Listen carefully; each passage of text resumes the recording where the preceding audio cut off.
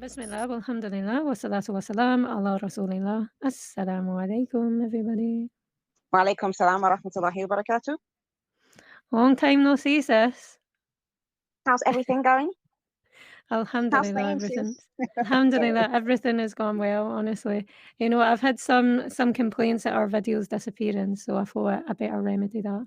Or you thought you better remedy that, and no, I'm just taking credit for it. Yeah, alhamdulillah. Alhamdulillah. Alhamdulillah. So we've been pretty busy this year. We've found ourselves doing other things, but before that happened, we had a plan. So we're going back to that plan, and just to get back into the swing of things, I thought a nice wee reaction video would be appropriate. So let's watch. You haven't seen this video. I haven't told you about it yet. I might get your genuine reaction back, but I have seen it. Okay, bismillah. Read the Quran, you will find the answers you're looking for, no doubt. This is the Quran. This is the Quran. You can see it in Arabic. This is the Quran. This is the Quran. Really? No, this is the Quran. This is the Quran, yes. I have Quran in my hand. 100%. I don't deserve that. Allahu Akbar. Allahu Akbar. This is the Quran in my hand. Allahu Akbar. Allahu Akbar. Allahu Akbar. I don't know what to say. MashaAllah. MashaAllah. Believe me, and I will find you. We're here. Before I will read everything. Allahu Akbar. When I finish, I will look for you. We are here. Did you hear that? Okay. Yeah, mashallah, yeah. Yeah. So yeah, no, I saw this video and I thought of you and I thought of us just in general, with us being reverts. And I think just to come from a place where you are living life lost, basically, you know, you don't have direction, you don't have guidance, you have endless life's big questions with no answers. That feeling, and to be able to be given the Quran and just sort of see the value that people who are looking for it, you know, who are looking for life's answers, the reaction to being given it. I agree with the things that you've said. Definitely I think we don't appreciate the Quran as much sometimes, like we've taken it for granted, but a bit surprised like that he was so amazed that he had the Quran in his hand. And I think for me, what I was thinking as well is the importance of Muslims giving the Quran like translation to people. If they go to like just any library and pick up a copy of the translation, it might not be a very good one, or it might be one that's maybe written by somebody who wasn't Muslim, if that makes sense. So maybe it's got some things which are like, you know, trying to portray the Quran in a way other than actually what it actually says. So I think that's important as well. Alhamdulillah, like, you know. Yeah. What this video reminded me of is sometimes with time, with progress, with tests, with drama, with all the distractions that can come with life, it can cause us to forget what is important. It can sometimes lead to us neglecting, you know, the fundamentals and to lose sight of our priorities.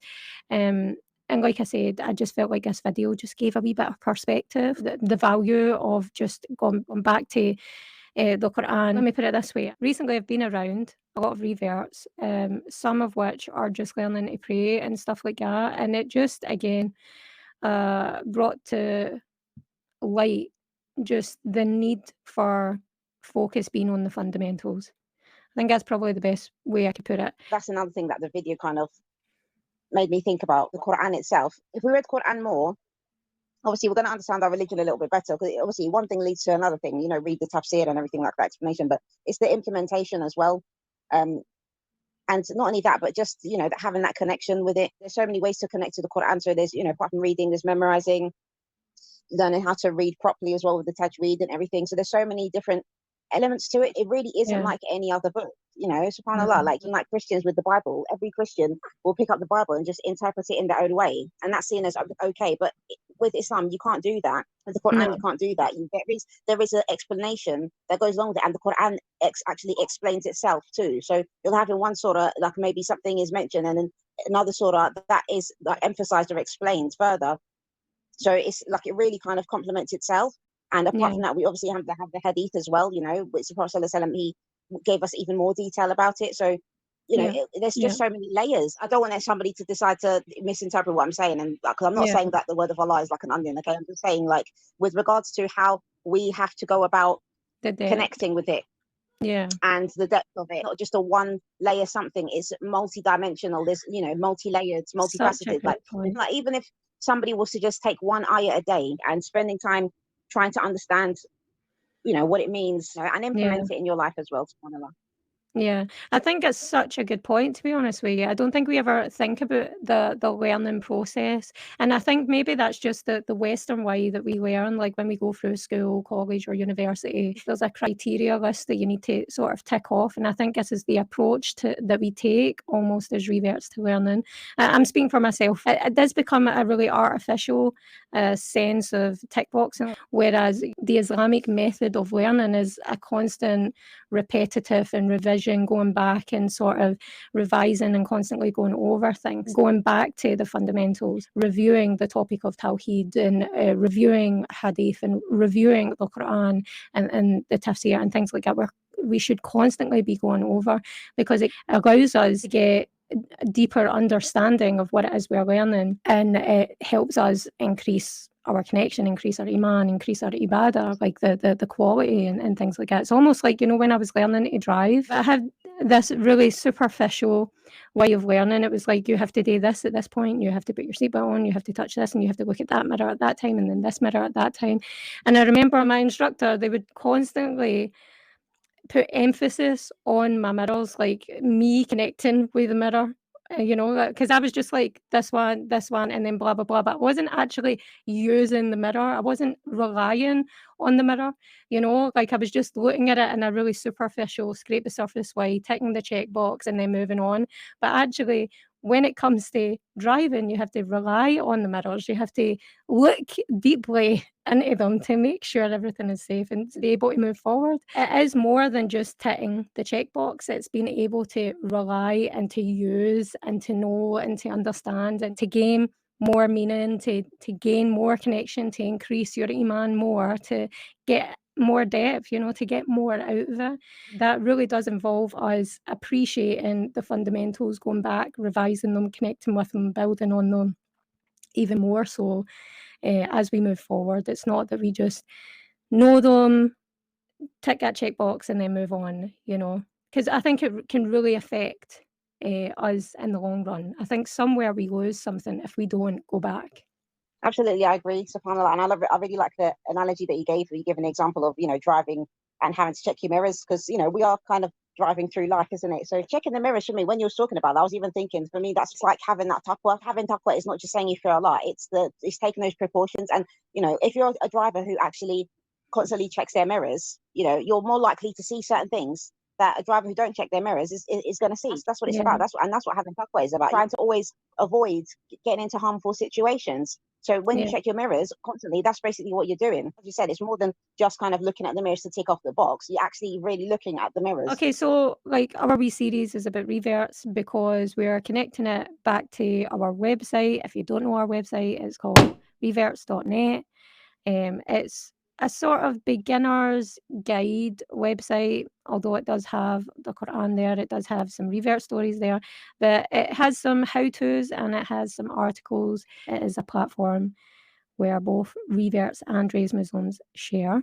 For the revert Muslim, for those who want to go back to the fundamentals, revise, what sort of areas do you think are important ones to focus on? If we look at the 5 pillars of Islam, I think it's important as new Muslims, reverts, that we need to understand these 5 pillars very well. We need to really fully understand the Shahada, because I think that sometimes people take the Shahada, but they don't have all the conditions in place. And definitely Tawheed is at the core of that. Tawheed is number one. If we don't have a connection with Allah, whether we're reverts or raised Muslim, our practice is going to reflect it. Our reliance is going to reflect it, and how we move in this world is going to reflect it, and we are going to be falling short. Another fundamental area that is really important that we work on and we perfect and we go back and revise and check and make sure that it's always at a good standard is definitely our different acts of ibadah, our different acts of worship.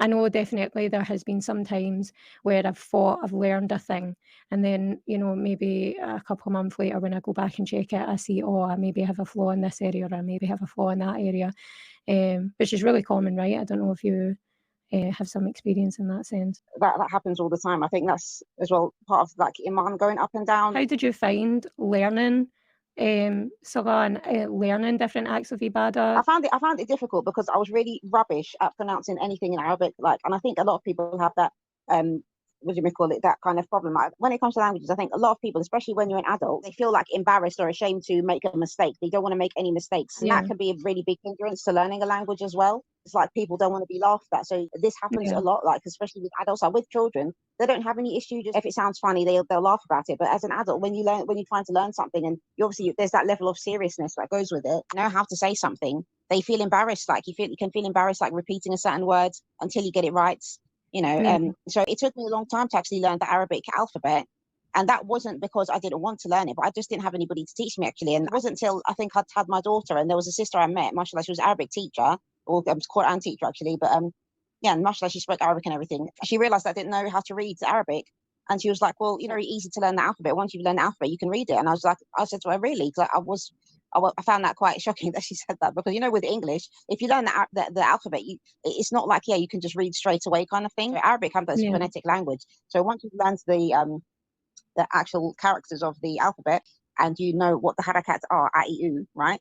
Once you know that, you can actually sit down and read the Quran for yourself. Slowly as it might be, but you can actually read with a good pronunciation. And obviously the more you do, the more you read it, the more you practice, the better you'll get. And I think she taught me within 2 weeks, I could read Quran, and that was after being Muslim for a couple of years. It doesn't take a long time. And I think that what happens with new Muslims often is that they're kind of given these transliterations which aren't as helpful as people think that they are. When you have a transliteration, you use that as a prop, and actually you're still never going to really pronounce the letters properly if you use that. That's the problem. The transliteration is actually very difficult to read itself anyways. You're trying to read another language in English letters. Definitely. Do you know what? I remember there was a Twitter post that went out a couple of years ago, or maybe a year ago or something, and it was of a Muslim da'i advised the Muslims that when it comes to Revert, that we learn tajweed, that we learn how to read it because of the pronunciation. And I remember initially feeling a certain way about that, because how are Reverts supposed to learn the Salah then? Because I was one of these people that did not take 2 weeks to learn tajweed, okay? I found just the pronunciation, just the whole developing a relationship with a whole other language, like that was so foreign to me and so difficult, and everything I said was with a Scottish accent, which absolutely, as much as I love my accent, it destroyed the Arabic. So when I saw this tweet, I took it really personal, and I realised, even though I had my own personal experience and struggle with learning the Arabic, I realised that it's actually the best advice that could be given, because if you don't focus on learning tajweed, if you don't focus on learning how to read the Quran, you will be dependent. Can you just read the transliteration like you would read English? Phonics and things like that, they're just different than they are in English. So the transliteration, like you said, does not do it justice, and it takes time to learn as well. So you're best to put that time and investment into learning tajweed, learning how to recite, so that, like you said, you can develop and then gaining a sense of independence when it comes to an act of ibadah. And reading Quran is most definitely one of the most important things that we can do and habits that we can create as a Muslim. Another point I thought was really important was speaking about Iman. What advice would you give to those who are in a situation where they are going through a period of low Iman? Spending time with, in righteous gatherings, basically. But when you become a new Muslim, and this happened to me after I left from London and I went to study in Newcastle, I was by myself a lot. It does weaken your Iman when you're just by yourself and you don't have anybody to teach you your religion. And the time we was listening to tapes, there was no YouTube then, right? So that's how old I am. But yeah, so there wasn't all this Islamic stuff on YouTube that you can open and sit down and mashallah your Iman gets increased from listening some good lectures and stuff like that. So you had to actually go to the masjid, go to some classes and things like that. So when I did move away from London, I was quite isolated for a time. I was going back to my dormitory to even pray, because I didn't know where I could pray in the campus, and because I was a new Muslim, I was too shy to just pray anywhere as well, until it was one of my teachers actually that realized that every time it's time to pray, I'm going back to my dormitory to do my salah. And then he said to me, well, they have a prayer room here, and he actually got somebody to take me there. When you are alone, you are isolated, and when you attend gatherings of knowledge, where there's lectures and things like that. It does help to increase your iman. The Friday khutbah to remind the community things that are going on in the community that need to be rectified. You know, remind the community of their duties, that you should be able to go home afterwards with an iman boost every week. You know, so that's why it's important to attend gatherings like that. And I say gatherings, you know, in the complete sunnah sense, actually taking time to learn about his religion, you know, and reflecting deeply on it and stuff like that. The best things to help raise the iman is, you know, is learning. Definitely, I agree. One of the biggest lessons that you learn as a revert, that there are moments where we do find ourselves to be isolated, or there are moments that we should take to be isolated so that we can focus on personal development, so that we can focus on our acts of ibadah. Some things have to be done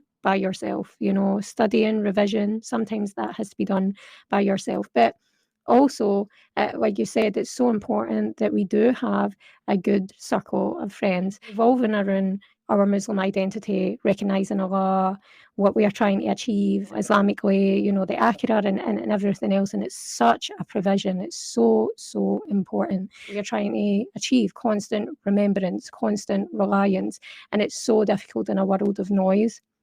So definitely increasing your iman, a part of it is having a good circle, or having a good friend, or being around good content that you can listen to, learn from and implement. We know that iman increases with good action and decreases with bad, and coming together with good people who know the religion and who share it is definitely something that we can benefit from. Yeah, inshallah, definitely. Like, that's the point, isn't it?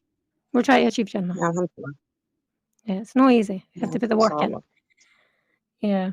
Like I mentioned before, we're going to elaborate a little bit more. I'll put a link to the article in the description of this video, inshallah. If you don't know what the website is, it's called Revert.net, a website where the goal is to support revert Muslims and Muslims alike worldwide, inshallah. سبحانك اللهم وبحمدك نشهد أن لا إله إلا أنت نستغفرك ونتوب إليك. So if we have said anything wrong in this video, know that it comes from us and our mistakes and our need for knowledge. We don't claim to be shaykhas, but any good, inshallah, is from Allah Subhanahu Wa Ta'ala.